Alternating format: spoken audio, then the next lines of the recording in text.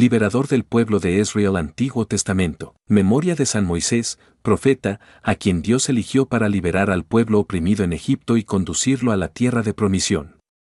También se le reveló en el monte Sinaí, diciéndole, yo soy el que soy, y le propuso la ley para regir la vida del pueblo elegido. Murió lleno de días en el monte Nebo, en tierra de Moab, a las puertas de la tierra de promisión. Etimología, Moisés igual a salvado de las aguas.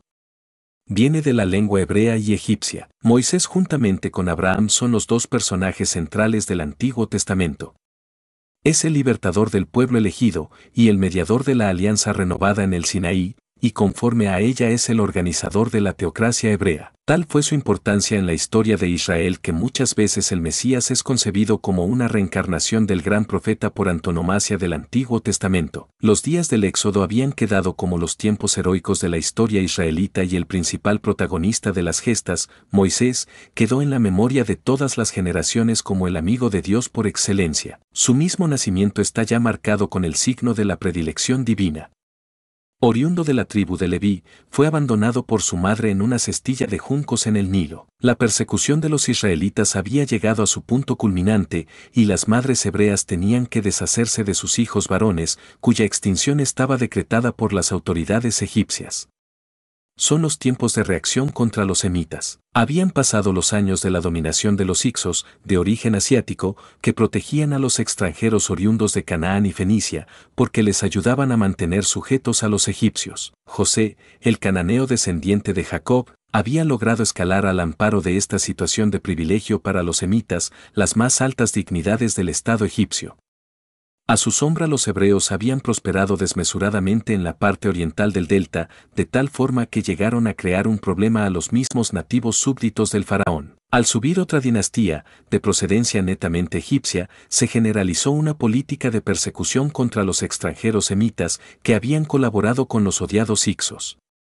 Víctimas de esta política sectaria fueron entre otros los hebreos, que pacíficamente se dedicaban a la cría de rebaños en Gsen. La opresión sobrepasaba toda medida, y Dios iba a intervenir milagrosamente para salvar a su pueblo vinculado a la promesa de bendición hecha al gran antepasado Abraham. Para ello había de preparar al instrumento de su especial providencia. La Biblia recalca estas intervenciones milagrosas de Dios en la vida de Moisés. El niño fue recogido por una princesa egipcia, que se lo llevó a la corte del faraón como hijo adoptivo, dándole el nombre de Mosu o Moisés, que en egipcio parece significar simplemente niño. Allí creció formado conforme a la exquisita educación cortesana. El alma egipcia se distingue por su delicadeza y bondad. Conocemos muchas composiciones literarias llenas de belleza estilística y de grandes pensamientos. Quizá el niño hebreo tuvo entre sus manos las maravillosas enseñanzas de Amenemec, que dejarán huella en la literatura sapiencial hebraica. La vida de Moisés en la corte era muelle y distraída entre cantos de arpistas y recitaciones de versos por los escribas.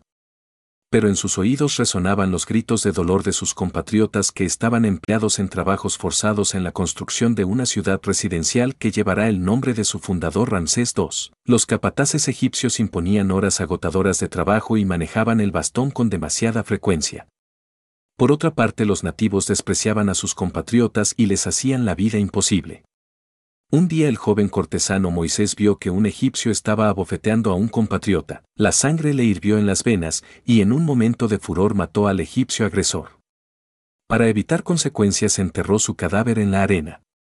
Pero el hecho trascendió, pues su compatriota, al que había ayudado, le delató ante la opinión pública. El asunto era muy grave y Moisés tuvo que abandonar la corte para no caer en manos de la policía egipcia.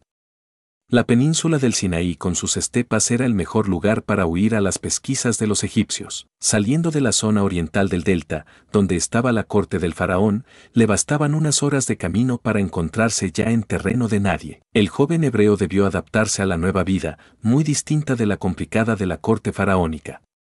Durante años su género de vida será la del beduino que conduce sus rebaños de un lugar a otro en busca de pastos. Pronto entró en relaciones con un jeque beduino, que como Melquisedec era también sacerdote de su tribu. De su experiencia se aprovechará más tarde para organizar la vida civil de los israelitas. El momento culminante de la vida trashumante de Moisés por las estepas sinaíticas es aquel en que el Dios de Israel se le apareció en una zarza ardiendo, con la declaración solemne: yo, soy el Dios de tu padre, el Dios de Abraham, el Dios de Isaac y el Dios de Jacob. Desde ese momento Moisés tendrá que hacerse cargo de una ardua misión, la de salvar a sus compatriotas de la opresión egipcia. Sin duda que Moisés había oído entre los suyos de las bendiciones especiales que su Dios había prometido a sus antepasados, los gloriosos patriarcas Abraham, Isaac y Jacob. Ahora Dios se declaró solemnemente vinculado a sus legendarios padres. Pero el nombre de Dios, Elohim, de Abraham, le parece demasiado genérico para en nombre suyo presentarse como el liberador de sus compatriotas, y así preguntó a Dios por su nombre específico, que autenticara su misión. En su estancia entre los egipcios había oído hablar de los diversos nombres de sus dioses, y por eso ahora quiere que su Dios le revele el nombre concreto que defina su personalidad. La respuesta por parte de Dios no pudo ser más evasiva. A la pregunta inquisidora llena de vana curiosidad ¿tú quién eres?, respondió, yo soy el que soy. Dios quiso rodear de misterio su nombre para que no se le materializara concibiéndole de un modo sensible conforme a cualquier noción basada en la imaginación. En adelante el que es, Yahvé, será la mejor definición de la trascendencia divina. En el Decálogo se prohibirá representar sensiblemente al Dios de los israelitas, que se ha querido definir misteriosamente como el que es. Ahora empieza una nueva etapa de la vida de Moisés. Por orden de su Dios debe volver a Egipto para convencer al faraón de la necesidad de que el pueblo israelita salga hacia el desierto. En los planes de Dios Israel debe aislarse de los otros pueblos hasta adquirir una nueva conciencia religiosa y nacional. En los años de estancia en el país del Nilo se había contaminado con los cultos idolátricos y era preciso despertar en él la añoranza de sus antiguas tradiciones patriarcales en tierra de Canaán, que les iba a ser entregada como heredad. Para ello nada mejor que llevarle a las estepas del Sinaí para hacerle olvidar las idolatrías de Egipto e ilusionarle con la tierra que mana leche y miel de Canaán. El cometido de Moisés es difícil. El faraón se resistía a desprenderse de aquellos semitas que necesitaba para sus obras de construcción. Por fin, después de los milagros de las plagas, permitió que los israelitas se fueran al desierto. Moisés decidió la marcha y en el mes de Abib, Nisán, sus compatriotas celebraron la fiesta agrícola de la Pascua, que este año tenía carácter de despedida, y había de quedar como recuerdo de la liberación de la opresión egipcia. Los israelitas salieron furtivamente con los despojos de los egipcios camino del desierto. El éxodo no quedó desapercibido. El faraón revocó su permiso y envió un destacamento armado para obligarles a volver. La suerte estaba echada, y Moisés no permitió a los suyos el retorno, y así les animó a correr hacia la estepa, pero llegó un momento en que no pudieron avanzar. Ante ellos se extendía una laguna de agua que les cerraba el paso. De nuevo la intervención taumatúrgica de Moisés salvó la situación. Yahvé envió un viento huracanado, y el agua se retiró de forma que los hebreos pudieron pasar a pie enjuto. Detrás el ejército del faraón entró en su persecución sin apercibirse de la anomalía de la retirada del agua, creyendo fuera la retirada normal de la marea. Pero, cuando los israelitas habían pasado, el agua volvió de nuevo y anegó a los soldados y carros del faraón. Es el gran portento del paso del Mar Rojo, que será el símbolo de la protección de Yahvé a su pueblo. Durante generaciones los israelitas contarán el gran milagro, que había tenido lugar allá en tiempos de los faraones de la 19ª dinastía, S13a, de J.C. Pasado el Mar Rojo los hebreos se adentraron en la península sinaítica hasta llegar a una gran montaña, que también iba a tener eco en la tradición israelita.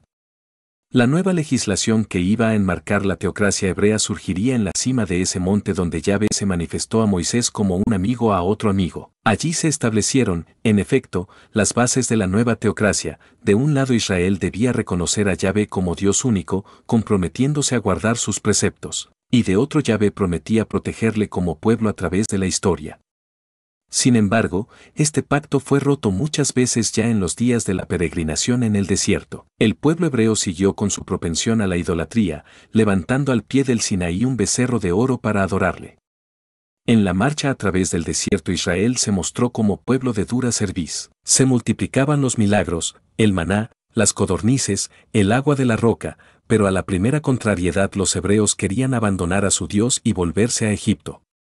Es el caudillo Moisés el que tuvo que hacer frente a esta obstinación materialista. Durante una generación su vida estuvo consagrada a modelar el alma nacional y religiosa de un pueblo rudo y recalcitrante, y cuando se hallaba ya para entrar en la tierra de promisión murió, haciendo sus últimas recomendaciones de fidelidad a Yahvé. Por una falta misteriosa que la Biblia no especifica, el gran libertador de los israelitas fue privado de entrar en Canaán, término de la larga peregrinación por el desierto. Su recuerdo permaneció vivo en el pueblo de Israel.